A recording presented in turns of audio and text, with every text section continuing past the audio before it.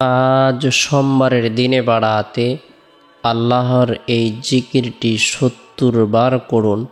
৭০ বছরের গুনাহ মাফ হবে, ভাগ্য খুলে যাবে, জান্নাত নসিব হবে, দোয়া কবুল হবে, আশা আকাঙ্ক্ষা পূরণ হবে।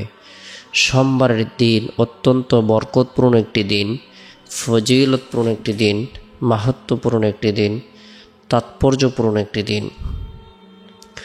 সোমবারের দিন আল্লাহ পাক রব্বুল আলামিনের পক্ষ থেকে বিশেষ নিয়ামত প্রদান করা হয়ে থাকে। সোমবারের দিন আসমানের সকল দরজা উন্মুক্ত করে দেওয়া হয়। সারা পৃথিবীর সমস্ত মানুষের আমলসমূহের রিপোর্ট পেশ করা হয়ে থাকে। সোমবারের দিনটিকে স্বয়ং নবী করিম সাল্লাল্লাহু আলাইহি সাল্লাম গুরুত্ব প্রদান করতেন। আমরাও যদি সোমবারের দিনটিকে গুরুত্ব দেই, এদিনে নফল ইবাদত বন্দেগী করি, নফল নামাজ পড়ে, কোরআন তেলাওয়াত করি, জিকির আজকার করি, তাসবিহ তাহলিল পাঠ করি, রব্বুল আলামিনের দরবারে রোনাজারি করি, আল্লাহ পাক রব্বুল আলামিন আপনার আমার জীবনের সগীরা কবিরা জাহিরি বাতিনি শিরিক বিদআত ইচ্ছায় অনিচ্ছায় গোপনে প্রকাশ্যে সকল গুনাহগুলোকে মাফ করে দিবেন। আল্লাহ তাআলা জান্নাত অবধারিত করে দিবেন, ভাগ্যকে পরিবর্তন করে দিবেন। বরকতপূর্ণ এই দিনে ফজরের নামাজ সম্পূর্ণ করার পর জাহান্নামের ভয়াবহ শাস্তি থেকে আযাব থেকে বাঁচার উদ্দেশ্যে রাসূলের শিখানো বরকতপূর্ণ এই দোয়াটি ৭ বার পাঠ করব, আমল করব। আল্লাহুম্মা আজিরনি মিনান নার, আল্লাহুম্মা আজিরনি মিনান নার। যে ব্যক্তি এই দোয়াটি ৭ বার পাঠ করবে, আমল করবে, আল্লাহ পাক রব্বুল আলামিন তাকে যে ফজিলত প্রদান করবেন, নিয়ামত প্রদান করবেন, তার জন্য জাহান্নামের ৭টি দরজা বন্ধ করে দিবেন।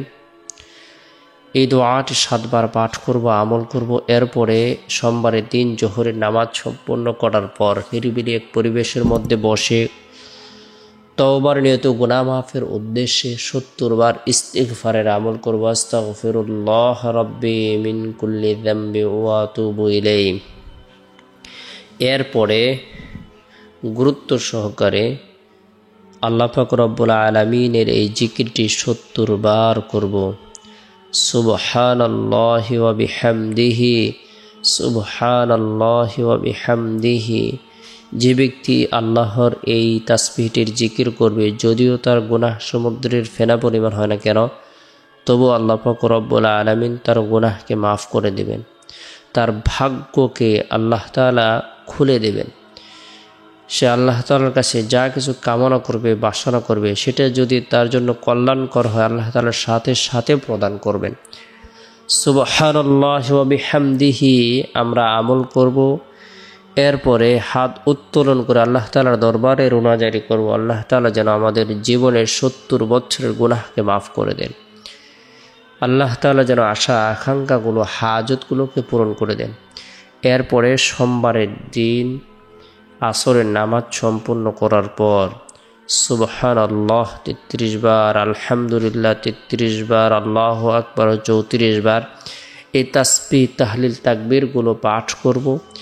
এরপরে সোমবারের দিন শেষ হওয়ার পর যে রাত আসে, রাতটি হলো বরকতপূর্ণ একটি রাতের মধ্যে বিশেষ করে এশারের নামাজ সম্পূর্ণ করার পর নবী সাল্লাল্লাহু আলাইহি সাল্লামের প্রতি মহব্বত রেখে, ভালোবাসা রেখে, আন্তরিকতা রেখে দুরূদের আমল করব।